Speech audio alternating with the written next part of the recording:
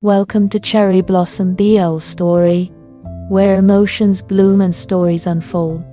Sit back, relax, and enjoy today's chapter. In the dead of night, a kingdom on its knees. A ruthless king demands a princess to seal his victory. But when the veil is lifted in the royal bedchamber, he doesn't find a proud princess. He finds a fragile prince in bridal chain, dressed in lies, sent to die in her place. One wrong breath, and the deception ends in blood. But the king doesn't kill him. He keeps him. To break him. To own him. To punish an entire kingdom through one trembling boy, who never wanted any of this. The veil is gone. The nightmare has just begun. Chapter 1. The Ultimatum. The wind that swept across Eldoria carried dust, and a faint, sour smell of empty granaries.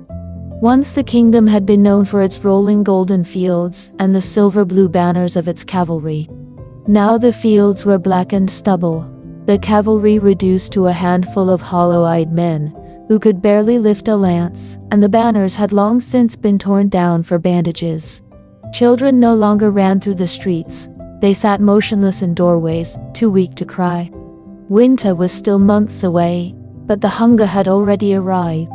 In the great hall of Eldridge Keep, the council had gathered beneath a vaulted ceiling, whose painted stars were peeling away like old scab. King Aldrich sat at the head of the long oak table, shoulders stooped beneath a crown that seemed heavier every day. Around him sat the survivors of power, 3 ancient lords whose hands shook when they lifted their goblets, General Corin with his graying beard and permanent limp, and Queen Vesper, second wife, regent in all but name, her sharp features carved from winterstone. Before them lay the letter. Its seal was black wax impressed with the snarling wolf of Valthorn. The parchment itself smelled faintly of smoke, as though it had been carried through burning villages. King Thorn's words were short, precise, and merciless. "Oh, the crown of Eldoria. Your kingdom is finished. Your people starve. Your borders are paper. I offer one path to continued existence. Well, send me your eldest daughter, Princess Lyora, to be my bride. The marriage will be sealed within 14 days. In exchange, Valthorn will lift the siege, open its storehouses, and withdraw its armies from your lands. Refuse, and I will complete what I have begun. Eldoria will be ashen forgotten names. Why not? Don King of Valthorn, Lord of the Iron Marches. Imjan." The silence that followed was thick enough to choke on. General Corin spoke first, voice rough from years of shouting orders that no longer mattered. "We have no men left to hold the line. No grain to buy another season. If we fight, we die tomorrow. If we surrender without terms, we die slowly." Lord Halvard, oldest of the council, nodded with painful slowness. "The people are already dying, the children most of all." All eyes turned to the tall figure standing near the narrow windows. Princess Lyora was 21, broad-shouldered from years of training, hair the color of autumn beech leaves pulled back in a severe braid. Her gray eyes were storm clouds, always moving, always calculating. She had never been one to bend. Even now, facing the end of everything, her spine was steel. "I will not marry the butcher of Valthorn," she said. The words fell like stones into still water. "He wants my hand to parade as proof that he has broken us. I will not give him that satisfaction. Let him come. Let him burn what little remains. I will not kneel." Queen Vesper's lips curved, small, controlled, dangerous. "Admirable," she said, "and entirely useless." Lyora turned on her stepmother, eyes flashing. "And your solution is to hand me over like a trinket?" "My solution," Vesper answered, voice calm as deep water, "is to preserve the kingdom you claim to love. Thousands will die because of your pride. Children, grandmothers, the sick in the infirmary. Are their lives worth less than your dignity? The princess's jaw tightened until the muscles stood out in sharp relief. There must be another way. There is not, Vesper said simply. And you know it. Lyora looked around the table. Every face wore the same exhausted resignation. Even her father would not meet her gaze. She drew herself up, chin high. Then let the butcher come. I will meet him with a sword, not a bridal veil. Without another word, she turned and left the hall, boots ringing on the flagstones. The door closed behind her with quiet finality. For several heartbeats, no one moved. Then Queen Vesper rose. She placed both pale hands flat on the table and looked at each counselor in turn. There is another way, she said. They waited. The demand is for the eldest daughter of the royal house, she continued. It does not name Lyora specifically, only her position. General Corrin's brows drew together. You cannot mean... I do, Vesper said. Prince Elara is the king's child by blood and law. He is of the royal house, and he is suitable, gentle, obedient. He will do what must be done if he believes it will save his people. King Aldrich lifted his head at last. His voice was cracked. He is a boy. He is 17, Vesper corrected. Old enough to stand at an altar, delicate enough to pass beneath heavy veils, soft-hearted enough to agree when we tell him it is temporary. She straightened. We drug his evening tea. We dress him. We veil him. We send him across the border. Thorn will not discover the truth until the vows are spoken and they are alone in the bedchamber. By then, the marriage will be binding under every law of the continent. Eldoria will have its reprieve. When the deception is revealed, it will be too late to undo. The silence was different now, stunned, horrified, and yet considering. General Corrin stared at her. You would sacrifice the prince to spare the princess? I would sacrifice the gentle to save the many, Vesper answered without hesitation. That is what ruling requires. No one argued.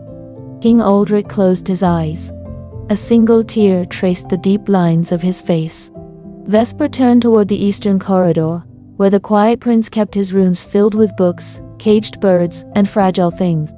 Send for the dressmakers, she said, and the apothecary. We have little time. Outside, the wind howled across the ruined fields. In a small chamber lit by a single beeswax candle, Prince Elara sat on the window seat with a wounded sparrow cradled in his palms. Its wing hung at an awkward angle. He had spent the afternoon cleaning the break with careful fingers and whispering to it as though it could understand. The bird's heartbeat was faint against his skin. Elara's were already bright with unshed tears. Please don't leave, he murmured, voice soft as summer rain. You're stronger than you think. He did not yet know that tonight his chamomile tea would taste faintly bitter. He did not yet know that tomorrow he would wake wearing silver silk and chains.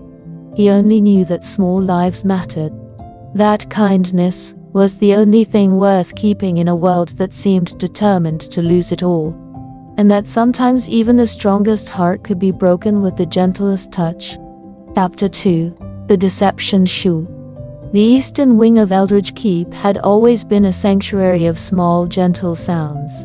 The scratch of quill on parchment, the soft rustle of pages turning, the occasional chirp from the wicker cages where Elara kept his injured birds. No servants lingered here unless summoned. No armored footsteps echoed down the corridors. It was the one place in the palace where the weight of the kingdom's collapse felt distant. That evening, Elara sat on the low window seat, knees drawn up, an open book of old pastoral poems resting against his thighs. The single candle beside him had burned low, throwing long shadows across the walls, lined with shelves of worn volumes and small clay pots of herbs. In the largest cage, the little sparrow with the broken wing hopped closer to the bars, tilting its head as though listening to the quiet words he murmured aloud. And the lark rises still, though the storm has torn the nest apart. Elara's voice was barely above a breath, soothing both the bird and himself. A soft knock interrupted the stillness. Lena, one of the younger kitchen maids, entered with a silver tray. The porcelain cup of chamomile steamed gently, filling the room with its familiar sweet scent.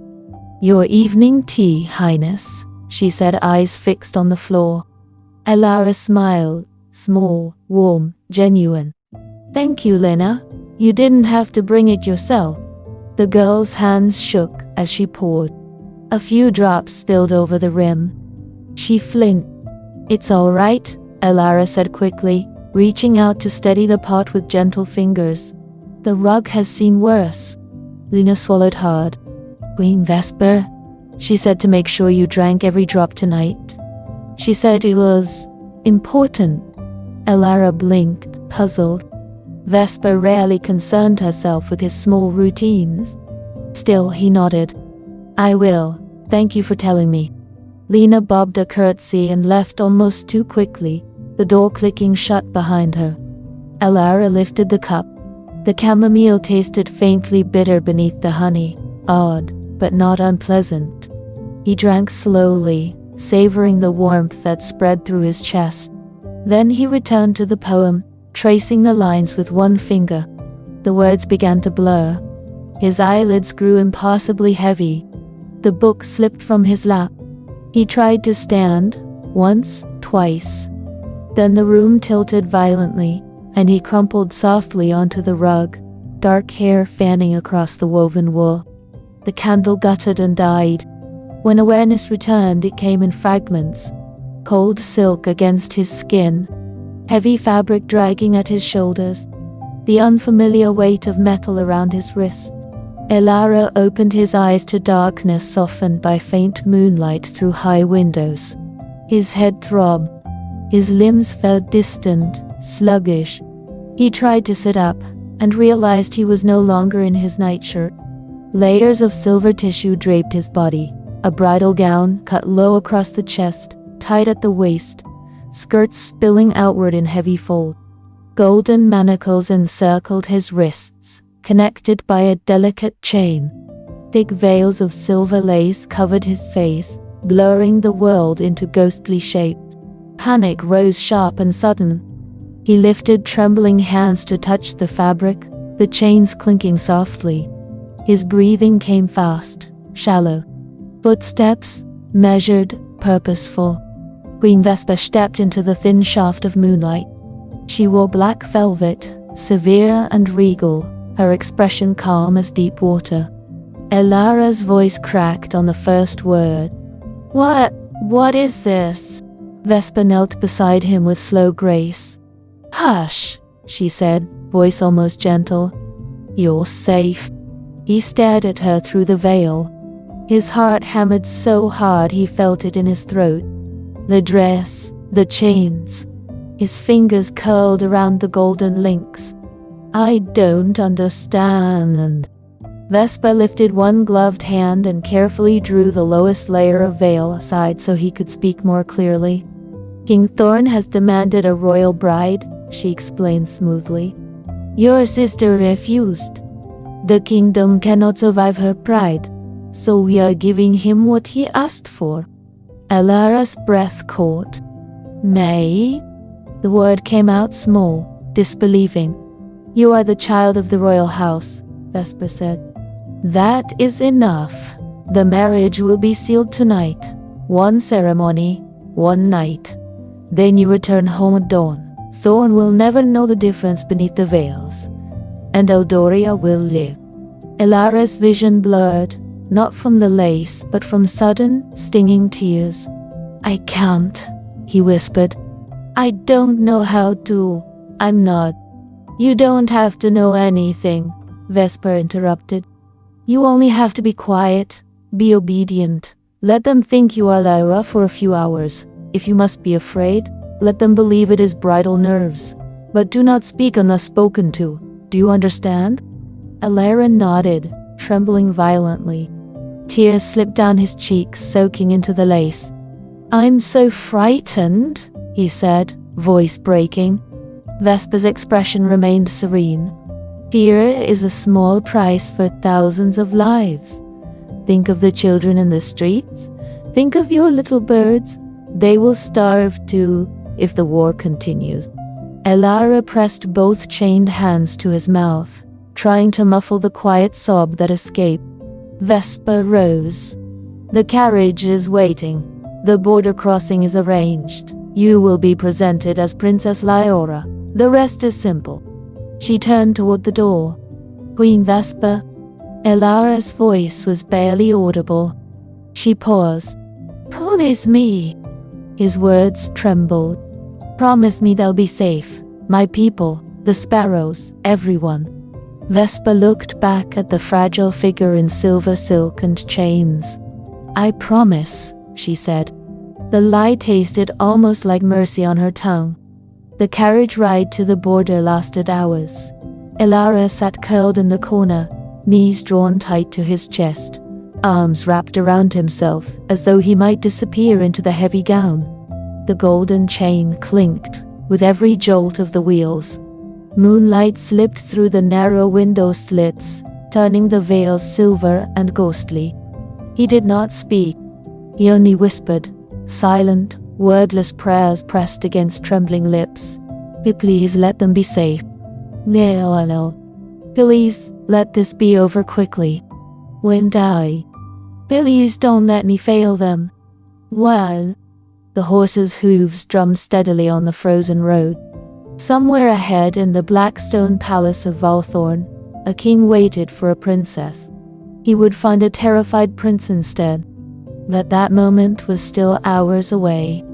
For now, there was only the endless night, the weight of silk and chains, and a boy who had always believed in kindness, now carrying the weight of an entire kingdom on his fragile shoulders. The midnight wedding. The great hall of Valthorn's Blackstone Palace had been stripped of warmth for the occasion. Tall iron braziers burned with steady, smokeless flames, throwing long, jagged shadows across walls, draped in banners the color of old blood. Each banner carried only the snarling wolf of Thorn's house, no other sigils, no concessions to ceremony. The air smelled of cold iron, incense, and a faint metallic tang of anticipation. Rows of nobles stood in rigid ranks, armored lords with hands resting on sword hilts, silk-clad ladies whose eyes glittered with calculation, foreign envoys who had traveled weeks to witness the final breaking of a rival kingdom. Their faces were masks of polite cruelty. No one spoke above a murmur. At the far end of the hall, beneath a canopy of black velvet, stood the altar, a single slab of obsidian, unadorned, flanked by two tall candelabras whose flames never wavered. No flowers, no garlands, only the promise of possession. King Thorn waited there. He wore black leather and steel, the color of a moonless night. A cloak of wolf fur fell from his broad shoulders like spilled shadow. Scars traced his face and hands, marks of battles won, enemies broken. At 32 he was already myth. The man who had crushed 3 kingdoms before breakfast, who never smiled, who never forgave. Tonight his dark eyes were fixed on the double doors at the opposite end of the hall. They burned with something deeper than anger. Anticipation. A low horn sounded, once, twice. The doors opened. The procession entered in slow, deliberate formation. First the heralds in black and silver, then the honor guard with spears held at perfect angles. Then, alone, the bride. She moved with the careful steps of someone walking toward judgment. Heavy silver silks whispered against the flagstones. The gown clung to a slender frame, its bodice cut low enough to reveal fragile collarbones, its train dragging behind, like chains of moonlight. Thick veils of silver lace fell from a high coronet of black pearls, completely concealing the face. Golden manacles encircled the wrists, connected by a fine chain that chimed softly with each trembling step. The court watched in perfect silence. To every eye present, she was Princess Lyora of Eldoria, proud, defiant, now brought low. They saw the slight tremble in the shoulders and rated as terror at being wed to the butcher. They saw the bowed head and thought it submission. They saw the halting steps and believed it pride being crushed underfoot. No one suspected. No one noticed that the figure was too slight, too delicate. No one saw how small the hands were that clutched the golden chain, knuckles white with strain. Elara felt the weight of hundreds of gazes pressing against the lace. He could barely breathe beneath the layers of veil. The air tasted of iron and smoke and fear, his own fear, sharp on his tongue. His heart hammered so hard he thought it might bruise his ribs. The herald's voice rang out, cold and clear. Her Royal Highness, Princess Lyra of Eldoria, approaches to be joined in sacred union to His Majesty, King Thorn of Valthorn. Elara reached the foot of the obsidian slab. His knees threatened to give way. Thorn stepped forward. He towered over the veiled figure. One large hand reached out, seized the end of the chain between the manacles, and drew it upward, slowly, deliberately, until the bride's wrists rose to chest height. A low murmur of dark approval rippled through the court. Thorn's voice rolled out, deep and dangerous, every word a claim staked in blood. I, Thorn, King of Valthorn, take you as mine, to hold, to command, to use as I see fit. Your body belongs to me. Your name belongs to me. Your kingdom's pride ends here tonight at my feet. From this breath forward, you are nothing but what I allow you to be. Say the words. Nah? Silence stretched taut. Then, from beneath the veil, a sound so small it nearly vanished. A trembling whisper, cracked and barely audible. I do. The voice quavered on every syllable. The words were soft enough that only those closest could hear the fear woven through them. The court heard only a frightened princess. They smiled. Thorn's grip on the chain tightened fractionally. He felt the tremor in the slender wrists, felt the heat of shallow, rapid breathing through the silk. The priest, black-robed, face shadowed, lifted the ceremonial blade. He nicked the pad of Thorn's thumb, then reached beneath the veil to do the same to the bride. Elara flinched at the sudden sting. A small involuntary sound escaped him, half gasp, half whimper. Blood welled. Their hands were pressed together, crimson mingling on pale skin. With blood and oath, the priest intoned. The union is sealed. Thorn's voice dropped, meant for the veiled figure alone. You are mine now. Another soft, broken sound from beneath the lace. The horn sounded again, final, triumphant. The court erupted in controlled applause, not joy but satisfaction. The sound of a kingdom witnessing the last nail driven into a rival's coffin. Thorn did not release the chain. Instead he turned, drawing the bride after him like a leashed creature. The procession reversed. Through the hall, down the long corridor of black marble, past ranks of bowing courtiers, whose eyes gleamed with quiet triumph. Elara stumbled once on the hem of the gown. The chain jerked. Thorn's hand steadied him, not with gentleness, but with possession. They reached the massive double doors of the royal bedchamber. Guards opened them without a word. Thorn stepped inside, pulling the veiled figure after him. The doors closed. The heavy bar fell into place with a sound like judgment. Inside, only two tall braziers burned. The bed, enormous, draped in black furs and crimson silk, dominated the room. A single arched window looked out over the night-shrouded mountains. Thorn stopped in the center of the chamber. He turned. He looked down at the trembling silver-veiled figure before him. Anticipation coiled tighter in his chest. Tonight he would lift the veil. Tonight he would see the proud, defiant eyes of Eldoria's princess fill with the knowledge of defeat. Tonight he would take what he had demanded, and in doing so, shatter the last remnant of their pride forever. He reached out. Fingers closed around the edge of the lowest veil. The figure before him trembled harder. A soft, terrified breath escaped, barely audible, but unmistakable. Thorn paused for the briefest instant. Then he tightened his grip and pulled. Chapter 4. The Unveiling. The heavy bar had scarcely settled into its brackets when Thorn moved. He did not speak. He did not hesitate. One large hand shot forward and seized the lowest veil. The silver lace tore away in a single violent pull. Then the second layer. Then the third. Each falling scrap revealed more in the low, flickering light of the braziers. A slender throat, pale as new marble, a trembling chin, lips bitten raw, enormous eyes already wide with terror, lashes dark against tear-wet skin. The final veil came away, clutched in Thorn's fist like something to be discarded.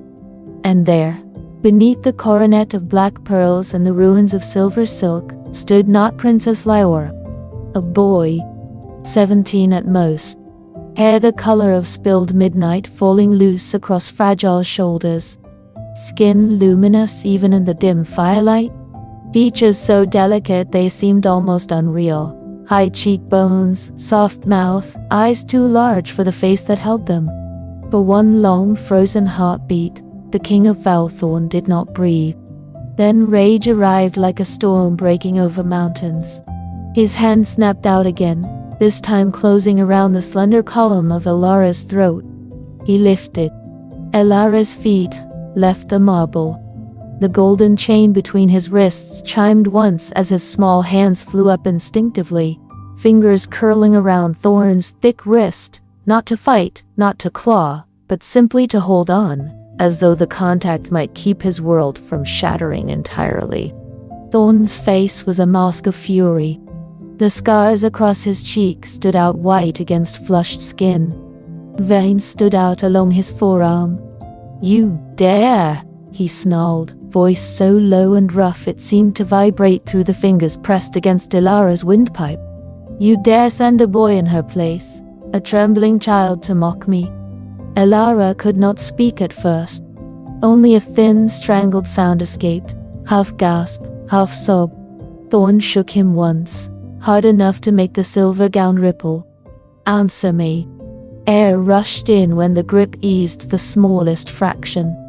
Elara coughed, choked, then managed the barest whisper. "Please." Thorn's eyes narrowed to slits. "Please," he repeated, venom dripping from the word. "You think pleases will save you from the insult you've delivered?" Elara's head shook minutely. Tears spilled over, sliding warm across Thorn's knuckles. Not for me," he gasped. "For them, my people, the children, the ones who are starving. Please don't punish them for this. They didn't know. No one knew but me and her. And her." His voice fractured. His whole body shook so violently, the chain chimed again. "I'll do anything," he whispered. "Anything you want. Hurt me. Kill me if you have to. Just, please, don't take it out on them. They've already lost everything." The words hung between them, fragile and selfless in the cold air. Thorn stared down at the boy dangling from his grip, at the enormous eyes that refused to look away even in terror, at the small hands still clinging to his wrist, not pushing, not scratching, just holding, at the steady stream of tears that fell onto the back of his hand like rain on hot iron. Something moved inside the king.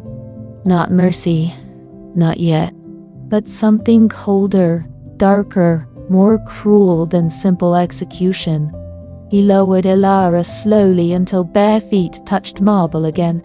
The boy's knees buckled immediately. Only Thorn's hand around his throat kept him from collapsing entirely. Thorn leaned in until their faces were inches apart.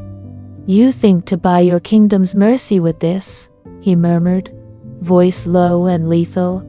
"With this pathetic display of self-sacrifice?" Elara could only tremble, lips quivering, tears falling faster now. Thorn studied him another long moment. Then, deliberately, he released the throat.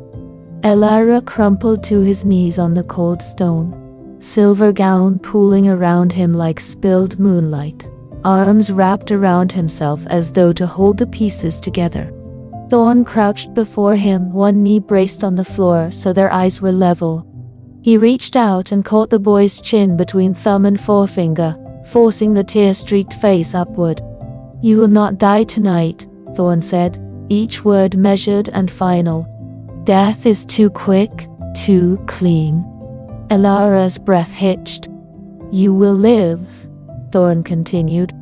"You will live as my consort. You will kneel at the foot of my throne in your pretty silks. You will serve my wine on your knees. You will warm my bed when I command it, and every day the court will see Eldoria's gentle prince brought low, a living monument to your kingdom's shame." The boy's eyes widened further, if that was possible. Thorn's thumb brushed once across Elara's wet cheek, smearing the tears in a slow, deliberate stroke. "And you will never," he said softly, "never again pretend to be anything you are not." Elara's lips trembled. A small broken sound escaped. Thorn rose to his full height. He looked down at the fragile figure for one last moment. Then he turned toward the enormous bed, draped in black furs and crimson silk. "Come here," he ordered. Elara remained on his knees, shaking, head bowed. Thorn did not repeat himself. He simply waited. After a long, trembling silence, Elara pushed himself up on unsteady legs. The golden chain chimed softly with each step. When he reached the king, Thorn caught him by the upper arms, firm, unyielding. He leaned down until his mouth was beside Elara's ear. "Tonight," he murmured, "you begin to pay the price." Elara closed his eyes. Thorn lifted him as though he weighed nothing and carried him to the bed. The furs were cold against the boy's back when he was laid down. The king loomed above him. And somewhere beyond the sealed doors, the court drank and laughed and celebrated the breaking of Eldoria. They did not know the truth. Not yet. But the king did. And tonight, he would begin to teach the fragile prince exactly what it meant to belong to him. Paul. The morning after the wedding broke cold and unforgiving over Valthorn's black palace, as though the sun itself had chosen to withhold mercy. Queen Isolde rose first, as she always did. She stood motionless before the tall silver mirror in her private solar, brushing her raven-black hair with slow, deliberate strokes. The ivory-handled brush moved like an extension of her will, each pass measured, controlled, a small ritual of composure. At 28, she was elegance distilled to its sharpest edge, tall, pale, features as precise and unyielding as carved alabaster. Her eyes were glacial blue, beautiful and utterly without warmth. Today, she wore white velvet edged in silver thread, the color of fresh snow on stone. No softness. No concession. Queen Morgana entered without announcement, as she always did. She was the living opposite, 29, voluptuous and restless, hair the deep red of banked coals tumbling in wild waves past her shoulders. Her green eyes sparked with constant calculation, always searching for the next weakness, the next advantage. She wore garnet silk that clung and flared like flame licking up a wall. Where Isolde was winter, Morgana was wildfire, beautiful, unpredictable, and never fully tamed. They had shared Thorn's bed and crown for 6 years. Not friends. Never friends. But a necessary alliance. A carefully maintained equilibrium. Isolde ruled the visible court, diplomacy, alliances, the polished face of power. Morgana ruled the unseen, spies, informants, the quiet application of poison and pressure. Thorn took them both when the mood struck, and neither had ever demanded sole possession. They understood that power divided was still power, as long as the division remained equal. Until now, the balance had held. They met every morning in the Queen's shared antechamber to review the day's business. This morning the business was singular. "The boy," Morgana said without preamble, dropping into a velvet chair with careless grace. "Have you seen him yet?" Isolde set the brush down with a soft click. "Not since the doors closed last night. I heard the guards laughing at dawn," said the princess, wept through most of it. Morgana's lips curved. Fitting. Eldoria always did have a soft underbelly. A quiet knock. A page entered, bowing low. "His Majesty requests both queens attend the first morning audience in the throne room. The new consort will be presented." Morgana's eyebrows lifted. "So soon?" "He's eager to display his prize." Isolde rose without comment. "Then we should not keep him waiting." The throne room was vast and cold, black marble veined with silver, lit by harsh winter light falling through high narrow windows. Thorn already sat upon the obsidian throne, legs sprawled, one hand resting idly on the arm as though the entire proceeding bored him. At his feet, kneeling on a thin black velvet cushion, was Alara.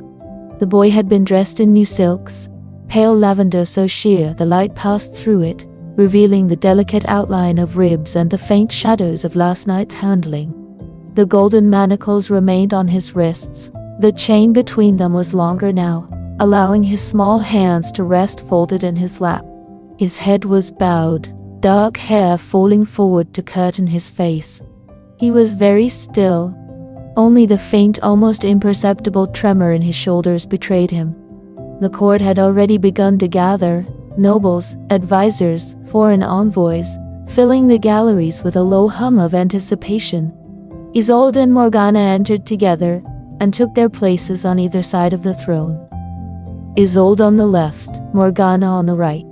2 queens. 1 king. Thorn spared them only the briefest glance. His attention remained on the kneeling figure. "Rise," he commanded. Alara obeyed slowly. His legs shook as he stood. When he lifted his head just enough for the light to catch his face, the court saw flawless porcelain skin, enormous eyes shadowed with exhaustion, lips pressed into a thin line to keep them from trembling. A ripple of murmurs spread through the room. Morgana leaned slightly toward Isolde, voice pitched for her ears alone. "A delicate foreign toy. Look at him. He looks like he'll shatter if the wind changes direction." Isolde's mouth curved a fraction. "Pretty though, almost insultingly pretty, like something made to be broken." They watched as Thorn beckoned the boy forward with a single crooked finger. Alara stepped closer on unsteady feet. The sheer silk shifted with every movement, drawing every eye in the chamber. When he reached the foot of the throne, he sank back to his knees without being told, graceful even in surrender. Thorn reached down, caught the boy's chin, and tilted his face upward. The court saw a face that belonged in illuminated manuscripts, not on battlefields. Eyes wide and shadowed, expression quiet, withdrawn, enduring. Whispers followed. "More beautiful than any woman here. Look how small he is." The king's hand lingers. Eldoria's last humiliation, and their most exquisite one. Thorn studied the boy for a long moment before releasing him. "Serve the wine," he said. A servant placed a heavy silver goblet in Alara's hands. The boy rose carefully. He climbed the 3 shallow steps. His hands shook, the goblet wavered. A single drop of wine fell onto the black marble. Thorn's hand shot out, catching the boy's wrist before more could spill. Alara flinched, sharp, instinctive, at the sudden contact. His shoulders drew inward. He shrank back half a step before he could stop himself. The court watched in fascinated silence. Morgana's lips curved again. He jumps at shadows. Charming. Isolde's gaze narrowed slightly, and the king watches him like prey that hasn't yet realized it's been caught. Thorn took the goblet, drank deeply, then handed it back. Alara retreated to the foot of the throne and knelt once more, head bowed, hands folded tightly in his lap. The audience continued. Petitions, order reports, alliances discussed in clipped tones. Through it all, Alara remained at the king's feet. He flinched at every raised voice.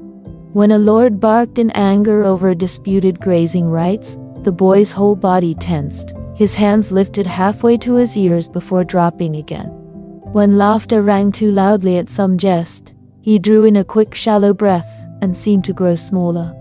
He did not cry, not openly, but the quiet endurance was its own language, visible in the white-knuckled hands, the careful stillness, the way he shrank from every harsh sound and sudden movement. The queens watched. Isolde's fingers rested motionless on the arm of her chair. Morgana's nails tapped once, twice, against velvet. When the audience finally ended, Thorn rose. He did not speak to the boy. He simply reached down, hooked a finger through the chain between Alara's wrists, and drew him up. "Come," he said. Alara stumbled after him, head still bowed. The two queens watched them leave. Morgana spoke first, voice low and thoughtful. "He kept him." Isolde's eyes narrowed. "Yes," she said. "And he looks at him." They exchanged a single glance. The careful balance they had maintained for 6 years had just developed its first visible crack, and neither queen had ever learned to share what they considered theirs. Immanent sat. The throne room of Valthorn had never felt more like a stage than it did on the third morning after the wedding. Word had spread through the palace corridors like winter frost. The veiled bride had been no bride at all, but a boy, delicate, foreign, and now the king's official consort. Courtiers arrived early, packing the galleries and side alcoves, their whispers already hungry for drama. Nobles adjusted rings and smoothed robes. Foreign envoys leaned forward slightly, eyes sharp with interest. Alara had been brought in first. He knelt on the familiar thin black cushion at the foot of the throne, dressed today in pale rose silk so fine it caught the light like water. The golden manacles remained on his wrists. The chain between them was short enough to keep his hands close together in his lap, fingers laced tightly to hide their trembling. His head was bowed, dark hair falling forward in a soft curtain. He was very still. Only the shallow rise and fall of his breathing betrayed him. When the double doors opened for the queens, the low hum of conversation died instantly. Queen Isolde entered first, white velvet sweeping the marble, every movement precise and regal, like a blade drawn slowly from its sheath. Queen Morgana followed, crimson silk swirling around her like spilled wine, hips swaying with deliberate predatory grace. They did not ascend immediately to their places beside the throne. Instead they descended the 3 shallow steps and approached the kneeling figure. The court held its breath. Isolde stopped first, looking down at Alara as though examining a curious artifact. "How charming," she said, voice cool and crystalline. "The new consort. You look almost too delicate for this hall. Are you certain you won't shatter under the weight of all these eyes?" Morgana circled slowly to the other side, bending just enough to bring her face closer to Alara's bowed head. "We thought we should offer a proper welcome," she purred, the words dripping honey over razor edges. "After all, you've come so far, left your little kingdom behind, traded your sister's place for this." Her gaze drifted meaningfully over the sheer silk, the manacles, the bowed shoulders. "Tell us, sweet thing, are you enjoying your new position? Or does it feel a little confining?" Alara's shoulders drew inward at the word, "sweet thing."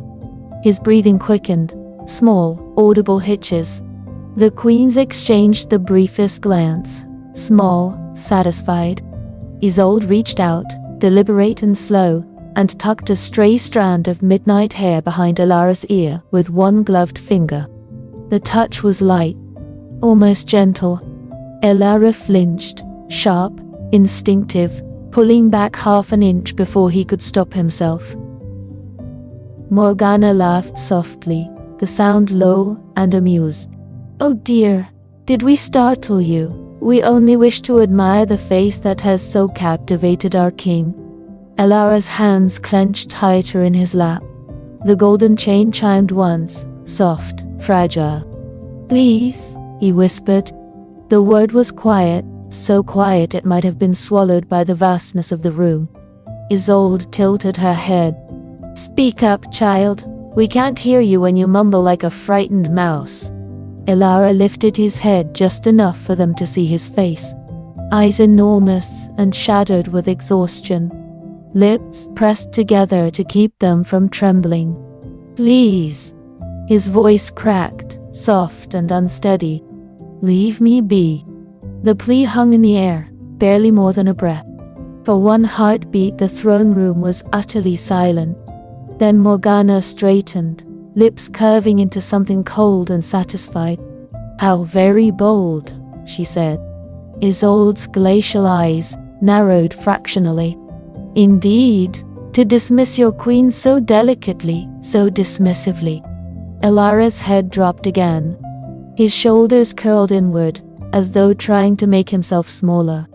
The queens turned away in perfect unison and ascended the steps to take their places beside the throne, expressions serene, as though nothing of consequence had occurred.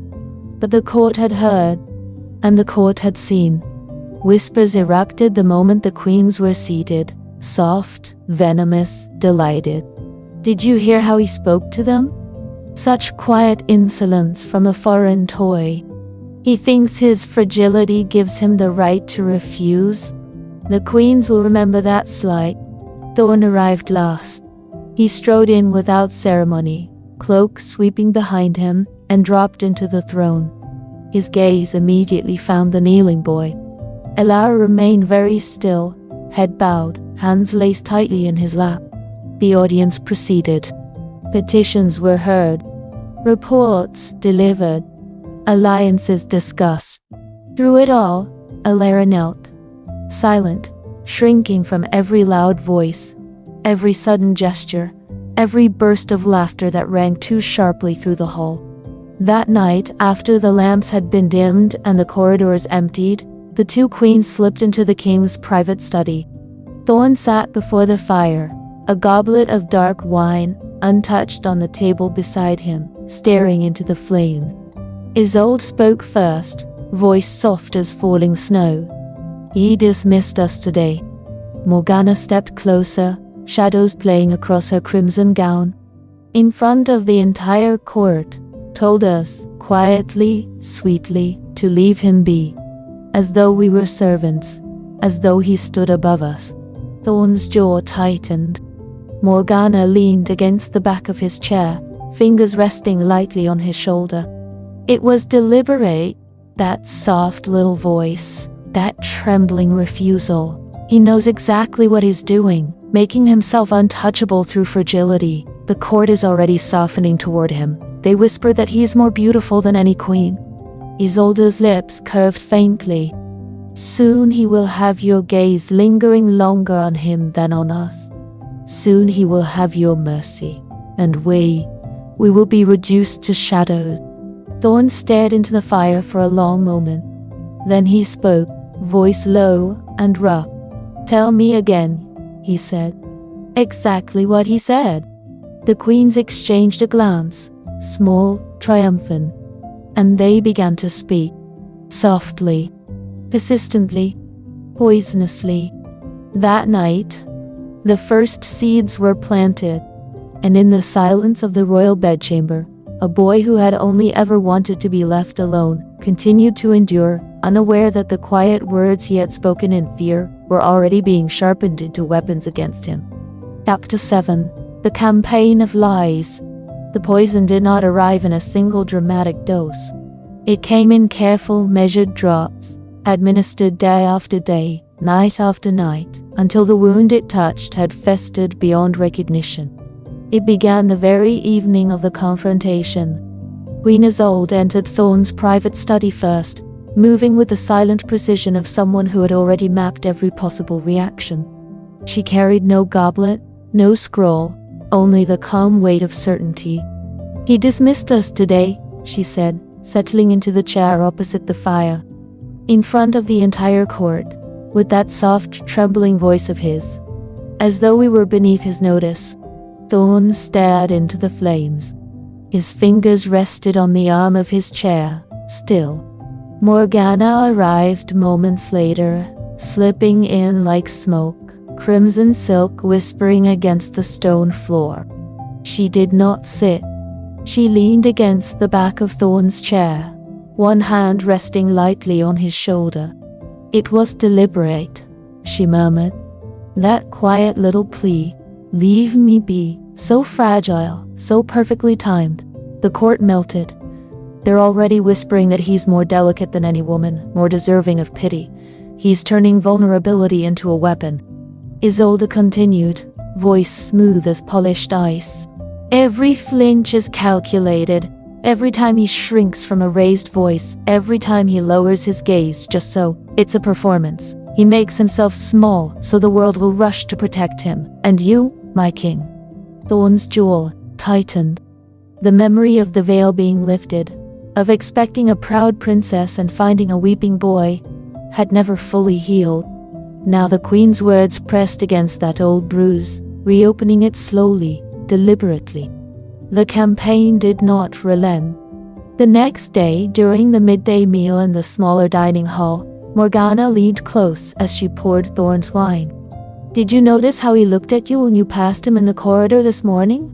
That quick upward glance through his lashes. He knows your eyes are on him. He's learning how to hold them. Thorn grunted, but the seed had been planted. Later, in the armory while he inspected new blades, Isolde appeared at his side, voice low. He flinched again during the council session, when Lord Varn raised his voice about the grain taxes. The entire room saw it. They're saying he's too fragile for this court, yet somehow strong enough to draw your attention away from us. Every quiet moment was gathered, every soft breath. Every time Elara shrank from a sudden noise or spoke in that barely audible voice, they were collected, twisted, polished, and laid at the king's feet like evidence. He uses his fragility to seduce you. One day, he wants our place. Well, soon, you will forget the queens who stood beside you through blood and conquest for a trembling boy who plays at innocence. Well, Thorn's original wound, the sting of deception, the humiliation of having been tricked at his own altar, began to throb again. He had accepted the boy as punishment, a living trophy of Eldoria's shame, something he could control, degrade, discard when the mood passed. But the queen's words crept in like damp rot into old timber. He began to see intent where there had been only instinct. He began to see calculation in every lowered gaze, every careful flinch. He began to see ambition in the way Elara remained silent under punishment, as though his very endurance were a bid for sympathy. That night, in the royal bedchamber, Thorn watched the boy more closely than ever before. Elara had been brought to him after the evening meal, still in the pale rose silk, wrists chained, posture quiet and withdrawn. He knelt where he had been told to kneel, near the foot of the bed, head bowed, hands folded in his lap. Thorn sat on the edge of the bed, elbows on his knees, staring. "You spoke to my queens today," he said. His voice was low, dangerous. Elara's shoulders tensed. I only asked them to leave me alone," he whispered. "I didn't mean." "You didn't mean?" Thorn cut in. "You stood before the entire court and told them to leave you be, with that soft, trembling voice, as though you had the right." Elara shook his head slowly. I was frightened. I only wanted." Thorn reached down, caught the boy's chin, forced his face upward. The eyes that met his were wide, shadowed, utterly without guile. But Thorn no longer saw fear. He saw performance. "You think I don't understand," he murmured. "You think I don't see what you're doing? Making yourself small, making yourself pitiable, waiting for me to soften." Elara's lips trembled. I'm not trying to..." Thorn's thumb pressed against the soft skin beneath Elara's lower lip, silencing him. "Get on the bed," he ordered. Elara obeyed, moving slowly, carefully, as though every motion might be used against him. As Thorn loomed over him, the king's mind echoed with the queen's relentless refrain. "He wants our place. Windele. He uses his fragility to seduce you. Wait." And in that moment, fear became deception. Helplessness became strategy. A boy's quiet endurance became deliberate ambition. Thorn took him that night with none of the fleeting restraint he had shown in the earliest days.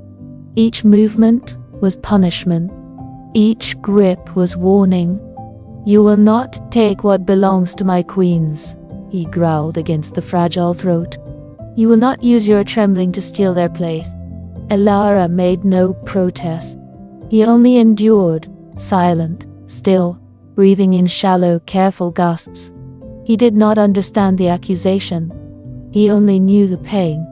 And somewhere in the shadowed corridors of the palace, two queens smiled into the darkness, knowing the poison had finally taken root. The wound had reopened, and it would not heal cleanly. Amdae. The punishments began the next morning without fanfare or announcement. There was no formal decree, no herald crying the sentence from the battlement. Only the quiet, inexorable shift in the palace's atmosphere, like the first breath of winter before the snowfall. Elara was dressed before dawn. The gown they brought him was not the soft lavender or rose of previous days. This one was pale gossamer, almost transparent in the torchlight, silk so thin it clung to every line of his body, revealing the faint shadows of ribs, the delicate curve of collarbones, the faint bruises already blooming across pale skin. It offered no modesty, no protection, only exposure. When the servants finished lacing it, they stepped back and bowed without meeting his eyes. Elara looked down at himself. His hands trembled as he tried to draw the fabric closer, but there was nowhere to hide. They led him to the throne room. The court had already assembled, more densely than usual, as though word had spread on silent wings. Nobles stood shoulder to shoulder. Foreign envoys leaned forward in their seats.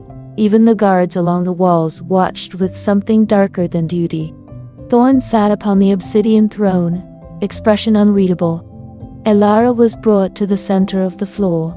2 iron rings had been set into the marble overnight, low, discreet, but unmistakable. The golden manacles were removed. Heavier chains were fastened in their place, securing his wrists to the floor, so that he could neither rise fully nor cover himself. He knelt, and he stayed there. For hours. The audience proceeded around him. Petitions, trade disputes, military reports, as though he were furniture. Occasionally someone would glance his way, then look quickly elsewhere. Occasionally someone would stare. Elara did not speak. He did not beg. He only endured, head bowed, shoulders hunched, the sheer silk doing nothing to shield him from the cold marble or the colder eyes. When the midday bells rang, Thorn rose. He descended the steps, boots ringing on stone. He stopped before the kneeling figure. "You will serve," he said. A servant placed a heavy silver tray in Elara's chained hands, wine pitcher, goblets, bread, fruit. The chains were lengthened, just enough. Elara rose on shaking legs. He moved among the assembled nobles, offering wine on his knees, tray balanced precariously, head bowed, silk sliding against skin with every movement. A few accepted with smirks. A few refused with deliberate slowness, forcing him to remain kneeling longer. One lord, drunk on early power, spilled wine deliberately across Elara's chest. The cold liquid soaked through the gossamer, turning it nearly invisible. Thorn watched. When the tray was finally empty, Elara was returned to the center of the floor. The whippings began that afternoon. The first lash came for a perceived slight, when a courtier had asked for wine and Elara, hands shaking, had taken a fraction too long to pour. The second came because Thorn claimed the boy had looked too long at a passing guard. The third came for nothing at all. Each time, Elara was pulled to his feet, wrists chained high above his head to a ring set in one of the columns. The thin silk offered no protection. The whip, braided leather, cut through it like paper. He did not cry out, not once. His body jerked with each strike.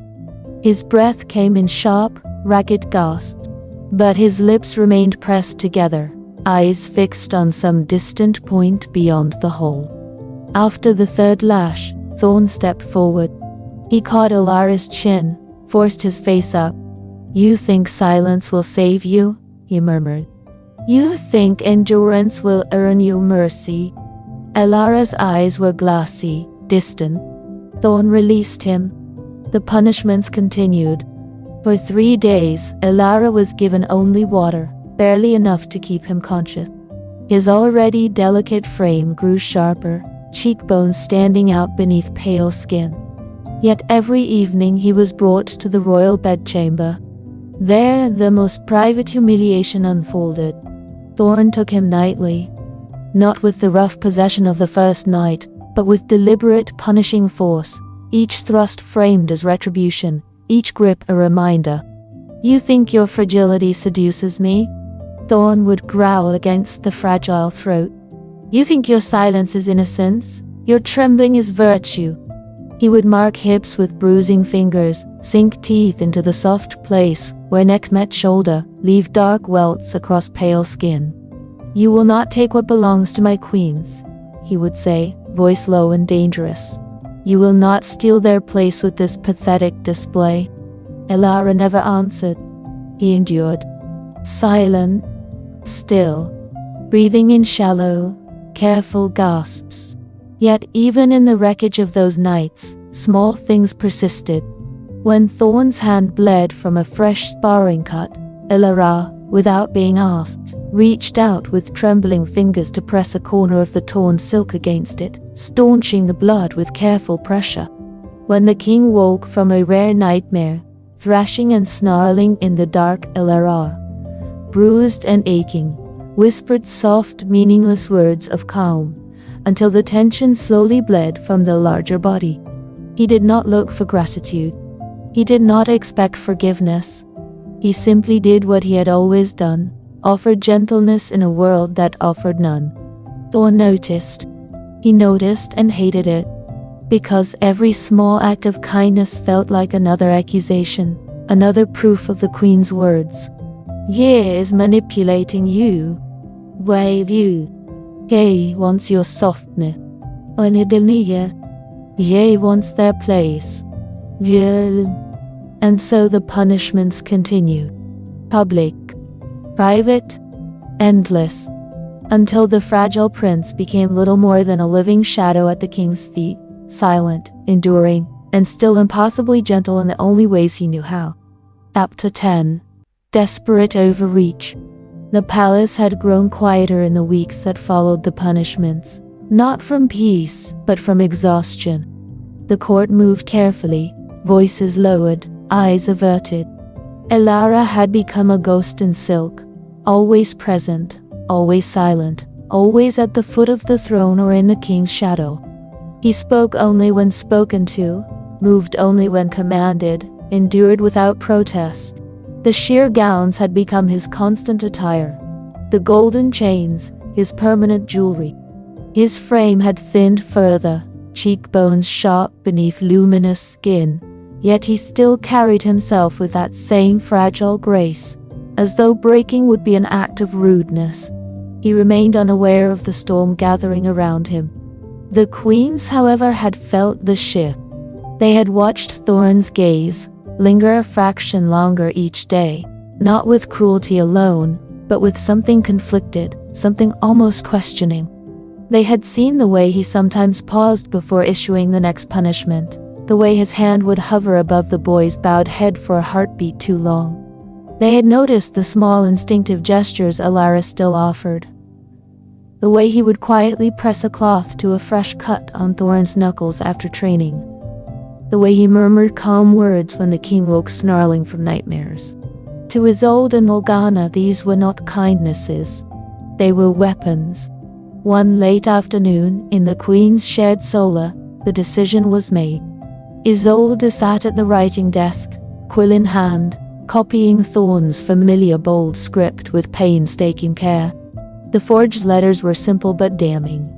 Notes supposedly from Alara to a minor Eldorian envoy still lingering in the capital, promising secret aid, hinting at poison in the king's wine, suggesting the consort was only waiting for the right moment to strike. Morgana watched over her shoulder, arms crossed. "Make the handwriting a little shakier on the last one," she said, as though he wrote it in fear or excitement. Isolde's lips curved faintly. Fear would be more believable. They planted the evidence with calculated clumsiness. One letter slipped beneath a cushion in the throne room, another tucked into the lining of Alara's own discarded gown in the wardrobe. A third, most incriminating, was left half-hidden in the king's private study, where it would be discovered during a routine search for a misplaced map. It was reckless. It was obvious. But desperation had eroded their caution. They expected Thorn to rage, to accuse, to punish. They did not expect him to see through it in less than 2 hours. Thorn found the first letter while reaching for a scroll in his study. The parchment was too new, the ink still faintly glossy. The handwriting was close, very close, but not quite his own. He unfolded it slowly. The words stared back at him. He read it twice. Then, he summoned the guard captain. "Search the consort's chambers, quietly." The second letter was found within minutes, tucked inside the lining of a rose silk gown Alara had worn 2 nights before. The third, beneath the throne room cushion, was handed to Thorn on a silver tray like a gift. He did not shout. He did not move. He simply sat upon the obsidian throne, letters spread before him, and stared at the words until the parchment began to tremble in his grip. Then he rose. The court had assembled for the afternoon audience, expecting another day of petitions and quiet degradation. They received something else entirely. Thorn strode into the throne room like a storm front. Behind him marched 6 guards dragging 2 figures in chains. Queen Isolde and Queen Morgana. Their gowns were torn at the hems, their hair disheveled. Isolde's glacial composure had cracked, her face pale, lips bloodless. Morgana's wildfire eyes flickered with something new, fear. Thorn threw the forged letters onto the marble floor before the assembled court. They scattered like dead leaves. "Read them," he said. His voice was calm, deadly calm. A herald stepped forward, voice shaking as he read aloud. The court listened in stunned silence. When the last word fell, Thorn spoke again. "You thought to frame him for treason." He turned toward the center of the room. Alara knelt there, still chained, still in gossamer silk, head bowed as always. He had not been told why the audience had been called early. He had not been told anything. He simply knelt, waiting. Thorn walked to him. He crouched. He lifted the boy's chin with 2 fingers, gentler than he had in weeks. Alara's eyes met his, wide, shadowed, confused. "You knew nothing of this," Thorn said. "Not a question." Alara shook his head slowly. Thorn released him. He rose. He turned back to the chained queen.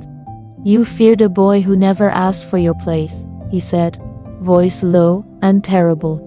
"You feared someone who has never once spoken against you, never once looked at you with anything but fear.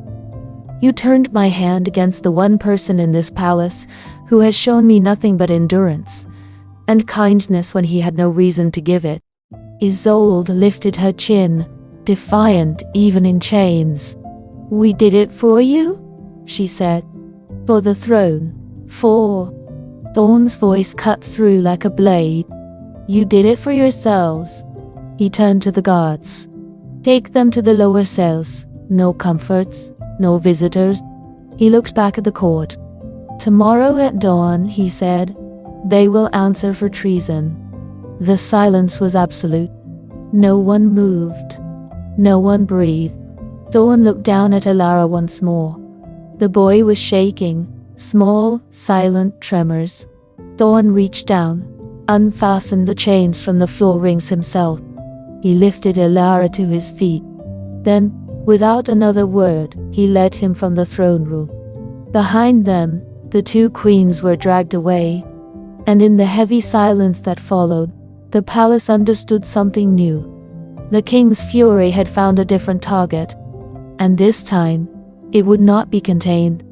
1:11, Judgment untold. Dawn had not yet broken when the palace began to stir. Torches were lit along every corridor.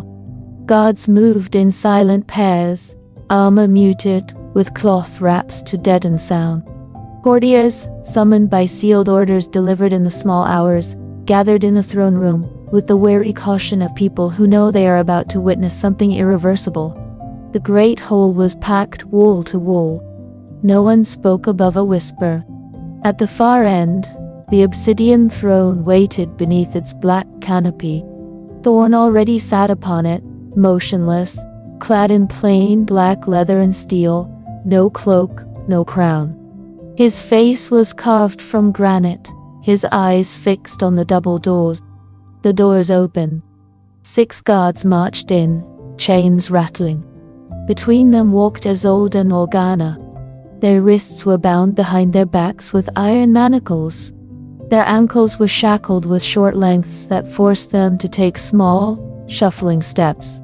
Their gowns, once symbols of untouchable power, had been torn at the hems and shoulders. Their hair hung loose and tangled. Isolde's glacial composure had cracked into something brittle and pale. Morgana's wildfire eyes still burned, but the flame was smaller now, flickering against the wind of fear. They were brought to the center of the floor. The guards forced them to their knees. The court watched in absolute silence. Thorn rose. He descended the 3 steps slowly, deliberately. Each footfall echoed in the stillness like a hammer on anvil. He stopped before the 2 women who had shared his bed and his crown for 6 years. He looked down at them. Then he spoke. His voice was low, cold, final. "You feared someone who never sought your place." The words fell into the silence like stones into deep water. "You feared a boy who has never once raised his voice against you, who has never looked at you with anything but terror, who has never asked for anything except to be left alone. You feared him so much that you forged treason in his name. You turned my hand against the one person in this palace who has shown me nothing but endurance and kindness when he had no reason left to give it." Now, Isolde lifted her chin, though the movement cost her visibly. "We acted to protect the throne," she said. Her voice was steady, but thin. "To protect you. From weakness. From—" Thorn's gaze cut through her like a blade. "You acted to protect yourself." He turned slightly, addressing the court. "These 2 women once held titles as Queens of Valthorn. They wielded power, commanded respect. That ends now. Nay." He nodded to the captain of the guard. The man stepped forward with a heavy iron key. He unlocked the manacles from Isolde's wrists first, then Morgana's. The chains fell to the marble with a ringing crash. Next came the stripping. Guards tore the remaining finery from their shoulders, velvet, silk, silver embroidery, ripping until only plain linen shifts remained, stained and torn. Their coronets were removed, their rings pulled from stiff fingers. The symbols of queenship were piled at their feet like refuse. Isolde stood rigid, eyes fixed straight ahead. Morgana's hands clenched at her sides, nails biting into palms.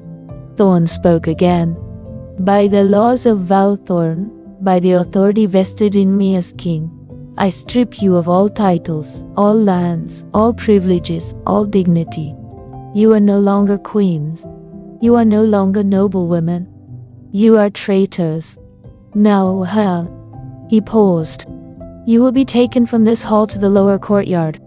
At first light you will be executed for high treason. Now. No gasp rose from the court, no murmur of protest, only a deeper, heavier silence, as though the entire palace held its breath. Thorn looked down at the two women one last time. You turned my wrath against an innocent, he said quietly. You poisoned my judgment. For that, you lose everything. No. He turned away. The guards seized the former queens by the arms and marched them out. The doors closed behind them. In the throne room, no one moved. Thorn returned to his seat. He sat. He stared straight ahead. No one dared speak. Outside, the first gray light began to touch the eastern mountains. In the lower courtyard, preparations were already underway. A simple wooden scaffold, 2 nooses, a headsman waiting in black hood. The palace waited, and in the heavy silence that followed the judgment, something fundamental shifted. The butcher of Valthorn had turned his blade inward, and the kingdom held its breath for what would come after the dawn. Chapter 12. The Kneeling King. The palace had fallen into an unnatural hush after the dawn execution. The scaffold in the lower courtyard had been dismantled before most of the court awoke. The 2 bodies were removed swiftly, quietly, without ceremony. No one spoke of it in the corridors. No one met anyone else's eyes for long. Thorn had not returned to the royal bedchamber that night.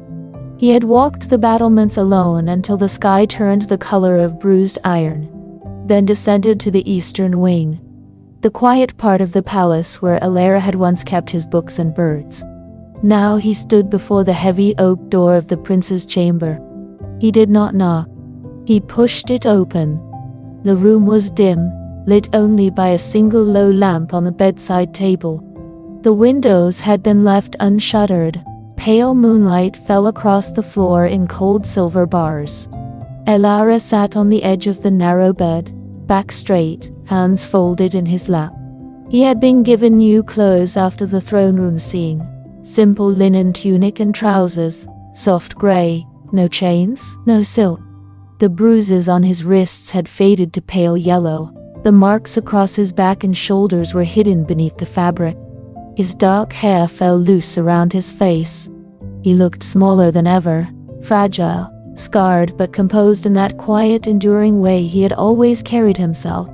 He did not startle when the door opened. He only lifted his head slowly. Thorn stepped inside and closed the door behind him. The sound of the latch falling seemed very loud in the stillness. For a long moment neither spoke. Thorn looked at the boy, at the thin wrists, at the hollows beneath the cheekbones, at the eyes that were tied but not broken. Then, slowly, deliberately, he dropped to his knees. The king of Valthorn, the butcher, the conqueror, the man who had never knelt before anyone, went to his knees on the cold stone floor before a fragile foreign print. Alara's breath caught. Thorn bowed his head. The silence stretched. When he spoke, his voice was rough, cracked, stripped of every layer of command. I was wrong. The words hung between them, simple, raw, terrible. I was wrong from the moment the veil fell. I let rage rule me. I let lies rule me. I hurt you, over and over, because I believed poison whispered in my ear. Because I was too proud to see the truth. Because I was too blind to recognize kindness when it was offered to me. Nirman. He lifted his head just enough to meet Alara's gaze. I took your body without consent. I took your dignity in front of my court. I starved you. I whipped you. I branded you with every cruelty I could devise, telling myself it was justice for a deception that was never yours. Now, his voice broke on the last word. I have no right to ask for anything from you. Not mercy, not understanding, not even the right to breathe the same air. But I'm asking anyway. Nanfi. Thorn's hands, large scarred, the hands that had wielded swords and whips and chains, rested open on his thighs, trembling slightly. "Forgive me, Alara.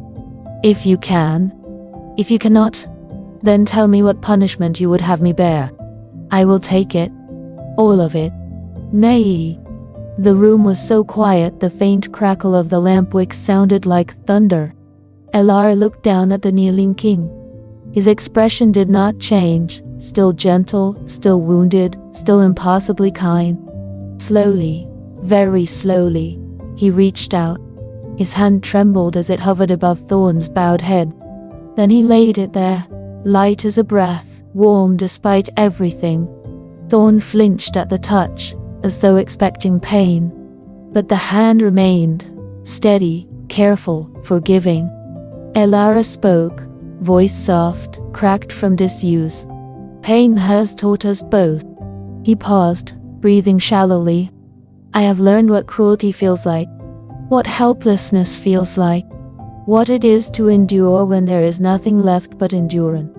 Naha. Another pause. Thorn did not move, did not breathe. "And you," Alara continued, "have learned what it is to be blind, to be poisoned by lies, to hurt someone who never deserved it." Nanana. His fingers tightened fractionally in Thorn's hair, not pulling, only holding. "Let it end here." The words were quiet, simple, final. Thorn closed his eyes. A shudder ran through his broad frame. For the first time in years, perhaps ever, the butcher of Valthorn wept. Silent, unseen tears. They fell onto the stone between his knees. Alara did not pull away. He simply stayed, hand resting on the king's head, gentle and steady. In the moonlight, two broken men knelt together, one on the floor, one on the bed, and for the first time since the veil had been lifted, neither was alone in the darkness. Chapter 13. Atonement. The days after the execution passed in a strange, fragile quiet. The palace did not celebrate. It did not mourn openly. It simply waited. Thorn did not return to the throne room for 3 full days. He gave no orders for new punishments, no commands for chains or sheer silks. He issued only one directive. Alara was to remain in his old eastern wing chamber. No guards at the door, no summons to the hall, no audience required. The boy was no longer a captive. He was simply there. Thorn came to him on the 4th morning. He knocked, once, softly, before entering. Alara sat by the window, knees drawn up, an old book of poetry open across his lap. The morning light caught the faint scars on his wrists, turning them silver. He looked up, startled, but did not flinch. Thorn stood in the doorway, hands loose at his sides, as though unsure what to do with them. "I brought this," he said, holding out a small wooden box. Alara's gaze dropped to it. Thorn crossed the room slowly, careful not to loom, and set the box on the low table beside the window seat. Inside were the things that had once filled Alara's life before the deception. A small brass cage with 2 new sparrows, one with a healing wing. A stack of blank parchment. A set of quills, a jar of ink, and a single pressed flower from the palace gardens. Alara stared at the contents for a long moment. Then he lifted his eyes to Thorn's. "Thank you," he said quietly. Thorn nodded once, awkward, almost embarrassed, and turned to leave. He paused at the door. "I will not force my presence," he said. "If you wish me gone, say so, I will go." Alara's fingers tightened on the book. "I don't wish you gone," he whispered. Thorn exhaled, slow, ragged, and left without another word. The change was not sudden. It was slow, painful, clumsy. Thorn learned restraint the way a man with scarred hands learns to handle glass, one careful movement at a time, always afraid of breaking something irreplaceable. He came every morning, never unannounced, always knocking. Sometimes he brought small things, A warm blanket when the wind turned cold, a bowl of fresh fruit, a new book of verses he had found in the library. He never touched Elara without permission. One evening, as the sun bled red across the mountains, Thorn sat on the floor beside the window seat, back against the wall, knees drawn up, like a boy rather than a king. He spoke without looking at Elara. "I dream of the first night," he said. "The veil, the chains, your face when I lifted it. I wake angry at myself. Every time." "Not?" Elara was silent for a long moment. Then he closed the book and set it aside. "I dream of it too," he said softly. "But not the same way." Thorn turned his head. "I dream of the moment you said, 'Punish me, not them,'" Elara continued. "And I wake wondering if I should have fought harder, if I should have refused. But then I remembered the children in Eldoria, and I know I would do it again." "Nine." Thorn closed his eyes. "I never deserved that," he said. "No," Elara agreed quietly. "You didn't." The silence that followed was not heavy. It was simply there, two people breathing the same air, carrying the same scars. Healing began in fragments. Elara grew stronger, slowly. He ate more than water and scrap. The hollows in his cheeks began to fill. He walked the eastern gardens alone, without chains, without escort. He spoke more than whispers. Thorn learned gentleness the same way. One afternoon he found Elara in the aviary, tending the sparrows. The boy was humming, soft, almost inaudible. Thorn stood at the doorway watching. When Elara noticed him, he did not startle. Instead, he held out one small hand, palm up. A sparrow hopped onto his finger. Thorn stepped closer, slow, careful. Elara lifted the bird toward him. Thorn extended his scarred hand. The sparrow hesitated. Then it hopped across. For a long moment, the king stood motionless, a tiny heartbeat fluttering against his palm. Elara watched him. "You're not going to hurt it," he said quietly. Thorn's throat worked. "I'm trying not to hurt anything anymore," he answered. The first real touch came weeks later. They sat together on the window seat at dusk. Elara's hand rested on the cushion between them. Thorn looked at it for a long time. Then, hesitant, asking, he turned his own palm up. Elara placed his fingers in it. Light. Careful. Thorn closed his hand gently around Elara's, slowly, so slowly, giving the boy every chance to pull away. Elara did not. He simply breathed. And for the first time since the veil had fallen, Thorn felt something warmer than rage in his chest. The king began to court the prince with hesitant respect. He asked permission to sit beside him. He asked permission to walk with him in the gardens. He asked permission to read aloud from the poetry books he had brought. One evening, as they sat beneath the first stars, Thorn spoke again. "I want to make this right," he said. "Not because I deserve forgiveness, but because you deserve peace. And I want to be the one who gives it to you. If you let me." "Now when?" Elara looked at him, really looked. Then he leaned forward, just a fraction, and rested his forehead against Thorn's shoulder. It was not surrender. It was trust, small, tentative, hard-won. Thorn did not move. He only breathed. And in that quiet moment, beneath the stars, two scarred souls began, slowly, painfully, to learn what gentleness could be. And then wait. Seasons turning over fertile fields. The black banners of Valthorn were replaced with ones of deep indigo and silver, still bearing the wolf, but now the beast walked with head lowered, not snarling. The iron braziers in the great hall burned with steady warm light, instead of smokeless cold. The throne room, once a place of dread, became a chamber where petitioners were heard with patience, where disputes were settled with reason rather than threats. Elara rose beside Thorn, not as captive, not as consort in chains, but as equal. He wore no silks forced upon him, no manacles, no veils. Instead, he chose simple tunics of soft gray and blue, colors that reminded him of Eldoria's old skies. He sat on a second throne, smaller, carved from pale oak instead of obsidian, placed at Thorn's right hand. When he spoke in council, voices quieted to listen.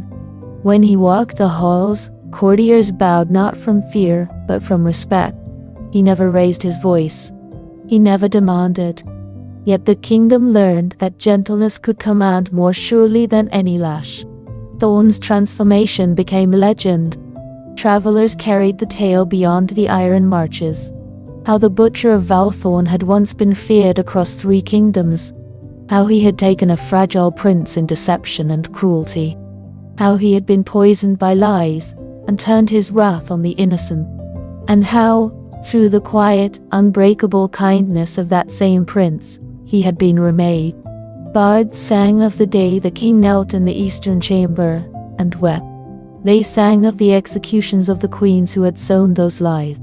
They sang of the slow, painful years that followed, the king learning to touch without bruising, to speak without commanding, to love without possessing. Children in distant villages whispered the story as a bedtime tale. The cruel king who was tamed by a boy who never once hated him. Valthorn changed.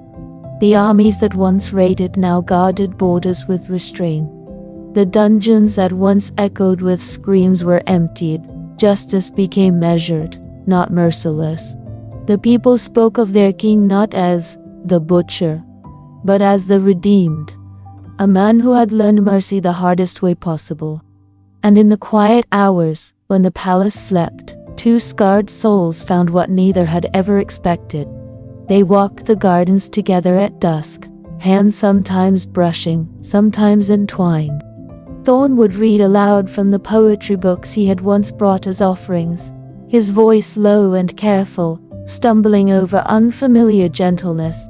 Elara would listen, head resting against the king's shoulder, eyes half closed in peace. They spoke of the past, not to wound, but to understand. They spoke of the future, not as conqueror and captive, but as partners building something new. One spring evening, years after the veil had fallen, they stood on a high balcony overlooking the city. The lights of Valthorn spread below like scattered stars. The wind carried the scent of blooming jasmine from the gardens beneath. Elara leaned against the stone railing, hair stirred by the breeze. Thorn stood behind him, not looming but close enough that his warmth was felt. "You saved me," Thorn said quietly. Elara turned to look at him, eyes soft, still carrying the faint shadows of old pain, but bright with something deeper. "We saved each other," he answered. Thorn reached out slowly, always slowly, and cupped Elara's face with one scarred hand. No force, no demand, just touch. Elara leaned into it. They kissed beneath the stars, gentle, unhurried, the way 2 people kiss when they have all the time in the world. In that moment, the kingdom below was quiet. No fear echoed through the streets. No chains rattled in the dark. Only peace. Only trust. Only the deep, hard-won companionship of 2 souls who had walked through fire and found, on the other side, not ashes, but each other.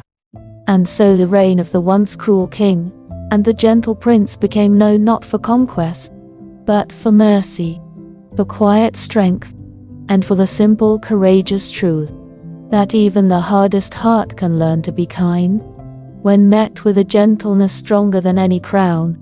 Epilogue. A different kind of strength. Years passed, soft as dawn light spreading across the mountains. Valthorn had changed beyond recognition. The iron gates that once stood grim and forbidding now opened freely to travelers and merchants. The black banners had long since been replaced with indigo and silver, the wolf emblem walking with head lowered in quiet dignity rather than bare teeth. The people no longer whispered the name Butcher in fear. They spoke of the redeemed king with something close to wonder. Elara remained as he had always been, gentle-hearted, deeply feeling, quick to notice the small hurts of others. He still paused in the gardens to speak to the gardeners, still knelt to tend injured birds that found their way to the palace windowsills, still felt the weight of every sorrow that crossed his path. Time had not hardened him. It had only deepened the kindness that had once been his only defense. Thorn had changed in ways no one who remembered the old days would have believed possible. The man who once possessed through force now protected through care. He walked the borders not to conquer, but to ensure no child went hungry. He sat in council not to command, but to listen. When his hand reached for Elara's, it asked rather than took. When his voice rose, it was to shield rather than to strike. They had grown old together in the quiet way of people who have walked through fire and chosen to walk out the other side holding hands. One morning, just before the sun rose, they stood together on the high eastern balcony of the palace. The sky was the soft gray of pre-dawn, streaked with rose and gold at the horizon. Below them, the city slept peacefully, rooftops silvered with dew, streets empty except for the occasional lantern of an early baker or watchman. No sound of war horns, no clank of chains, only the gentle breathing of a kingdom at rest. Elara leaned lightly against the stone railing, a soft wool cloak draped over his shoulders against the morning chill. His hair, now threaded with silver at the temples, stirred in the breeze. Thorn stood beside him, taller, broader, still carrying the scars of battles long past, but no longer wearing them like armor. Neither spoke for a long time. Then Thorn reached out. His large scarred hand covered Elara's smaller one where it rested on the railing. Lightly, carefully, fingers threading together with the ease of years.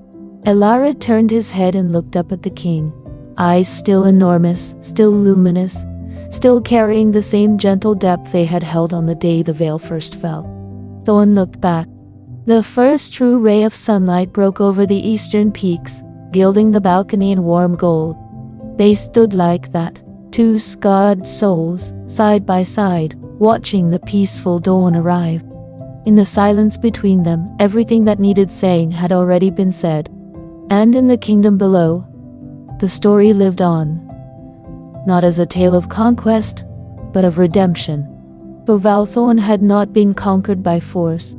It had been redeemed by gentleness, a quiet, unbreakable strength, stronger than any crown, deeper than any throne, and more enduring than any fear. In the end, the boy who wept beneath a veil, and the king who once broke him, found, together, a different kind of strength.